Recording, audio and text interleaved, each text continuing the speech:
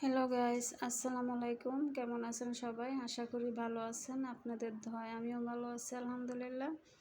আজ আমি আপনাদেরকে মসুর ডাল ভাজি করে দেখাবো। এই জন্য চুলায় একটা প্যান বসিয়ে দিয়েছি। দিয়ে আমি দুটো শুকনো মরিচ টুকরো টুকরো করে দিয়ে দিয়েছি। দিয়ে তেল দিয়ে দিয়েছি আর দিয়ে দিয়েছি রসুন তেতো করে, দেশি রসুনগুলো তেতো করে দিয়ে দিয়েছি। আর দিয়ে দিচ্ছি পেঁয়াজ কুচি।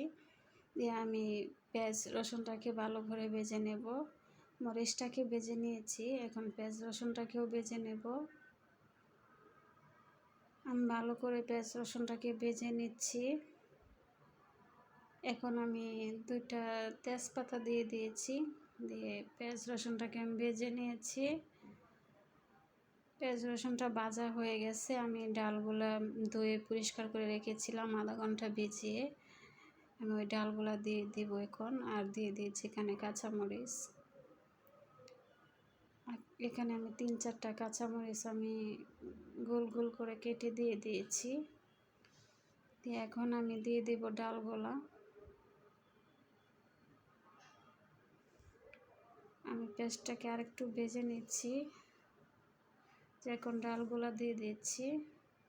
আমি ডালগুলো আধা ঘন্টার বেশি ভিজিয়ে রেখেছিলাম, এতে করে ডালটা তাড়াতাড়ি হয়ে যাবে। এখন এখানে দিয়ে দিচ্ছি লবণ,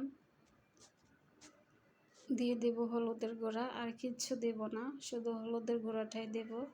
আর এইভাবে ডালটা ভাজি করলে মানে ডাল ভাজি দিয়ে প্লেটের ভাত শেষ হয়ে যাবে, এতটাই মজা লাগে খেতে।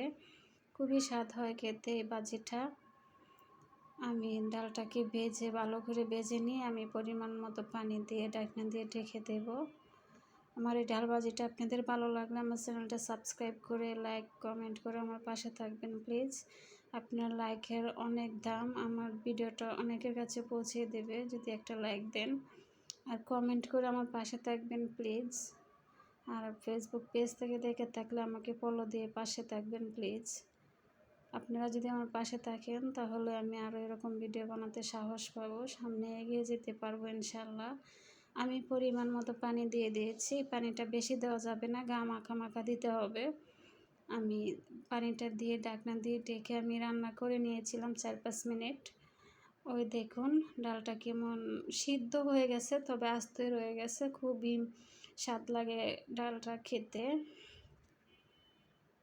এই দেখুন আমি আবারও ঢেকে দিয়েছিলাম। ডালটা একদম ঝরঝরে হয়েছে, খুবই স্বাদ লাগছিল খেতে। এখন আমি এখানে কিছু ধনেপাতা কুচি দিয়ে দেব। ধনেপাতা কুচি দিয়ে আর একটু নেড়ে ছেড়ে নেব ডালটাকে। আপনারা কমেন্টে জানাবেন ওই ডাল ভাজিটা কেমন হয়েছে। আমার কাছে তো খুব স্বাদ লেগেছিল, বাট সবার কাছেই ভালো লেগেছিল আমার বাসার। আপনাদের কাছে কেমন লেগেছে বলবেন কমেন্টে আমাকে। আপনারা যারা মূল্যবান সময় দিয়ে আমার ভিডিওটা দেখছেন, আপনারা সবাইকে আমার আন্তরিক শুভেচ্ছা রইল আর অনেক অনেক ধন্যবাদ রইল। Thank you.